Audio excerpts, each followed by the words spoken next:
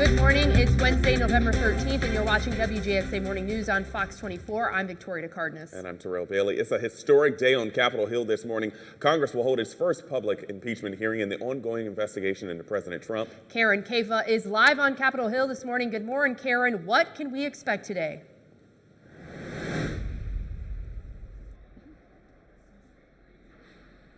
They're not expecting too many surprises or bombshells in this testimony today because the members of the House Intelligence Committee have already spoken with these witnesses behind closed doors. Now, the public questioning in this, it'll be about shaping the individual narratives for the two sides of this. Democrats making a case for the president's impeachment and the Republicans defending the president. The impeachment inquiry coming out from behind closed doors. Those open hearings will be an opportunity for the American people to evaluate the witnesses for themselves. Democrats will kick off this next phase with the public testimony of Bill Taylor, the top U.S. diplomat in Ukraine, and George Kent, a State Department official who oversees U.S. policy in Ukraine. Their accounts of the Trump administration's actions regarding Ukraine set to tee up the Democrats' case that President Trump conditioned military aid and a White House visit on a promise that Ukraine would investigate his political rival Joe Biden and the 2016 election. Republicans, per a memo circulated to the caucus, will argue that the summary of the July 25th phone call that prompted the whistleblower complaint at the core of the impeachment inquiry doesn't show pressure, that both leaders have said there was no pressure, and that Ukraine's government wasn't aware there was a hold on aid on July 25th. They're also likely to argue that Taylor and Kent don't offer a first-hand direct account of the president's conversation or intent. You can't actually know what was really said when you're relying on third, fourth-hand information. Trump would be just the third U.S. president to be impeached by the House, but removal from office would be up to the Senate, where his Republican Party holds a majority.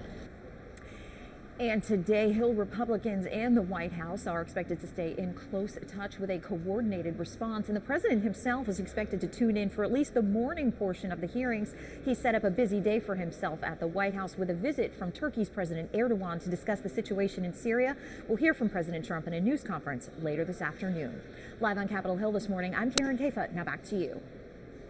Also happening today, President Trump will welcome Turkish President Tayyip Erdogan to the White House today. The two leaders are likely to discuss matters like the withdrawal of U.S. troops from Turkey, the country's invasion of Syria, and claims by Kurdish leaders that Turkish troops are attacking them. The two leaders will meet at noon and hold a joint press conference just after 3 o'clock today. The meeting will take place while the first public hearing into the House impeachment inquiry for President Trump is underway. In addition to that impeachment inquiry, we're going to take a look at the risk of putting that impeachment inquiry live on television. That's right. And also, we've learned that Jimmy Carter, he's recovering in the hospital after surgery to relieve pressure on his brain. But first, the Arctic blast caused Middle Georgia to experience a serious drop in temperatures. Meteorologist Daniel McFarland is in the Skywatch Weather Center with the latest. Good morning, Daniel. What can we expect? It's really cold outside. Good morning, Victoria, and it is very cold. In fact, our actual temperatures are in the mid-20s for a lot of us. Look at Butler at 25. You're seeing Macon at 26. Same thing with Forsyth and Gray to start things off this morning.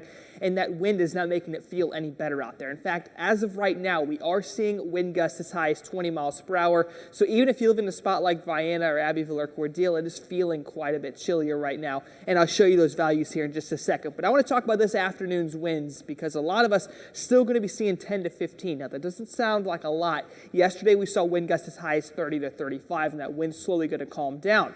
But this is going to be enough to make it feel closer to 40, despite their actual high temperature reaching 50 later on today. Now, of course, right now it feels closer towards the lower 20s in a spot like Macon, where we are still seeing those wind gusts around 20 miles per hour. Vienna, Americus, Cordele, Abbeville, these areas, despite being in the 30s right now, are actually feeling like the 20s because of that wind. So coming up in 10 minutes, I want to talk more about that wind. I also want to talk about these temperatures and let you know when you can finally expect to warm up. And check out this great picture that was sent in by Victoria's family up in Tennessee, where they did manage to see a little bit of snow moving on in. This is their first big snow of the year. Very cool picture there, Victoria. Hopefully we can get a little bit of this coming up next year. I know, I want to build a snowman. And right now, we want to go ahead and give you guys a look into your live morning commute. Our cameras are live along Highway 96 in Warner Robins. Look at that sunset. I'm pretty sure you guys know by now I love a nice sunset. Not too many people on the roadways this morning, but you definitely want to have that heat on and have your heavy jacket in tow as you take on your workday. Good morning, I'm Amir Jenkins. I will bring you the latest breaking news throughout the show. Developing overnight, a person fired shots at Pittsburgh police. Police say SWAT responded to the scene with additional SWAT backup from a different unit. Right now, there's no word on if anyone was injured. It's still unclear what led to the shooting. Local news outlets say several patrol cars are on the scene. The shooting is being investigated. Stick with us for the latest breaking news. Bibb County deputies say they're looking for 3 people that stole 2 electric motorcycles from a South Macon home over the weekend. We're told those motorcycles are by Razor. One is yellow and one is black. They were stolen from a home in the Oakview subdivision off of Hartley Bridge Road. The suspects may have been traveling in a white Chevy Suburban, deputies say, so be on the lookout. We have that full video and pictures of that as well.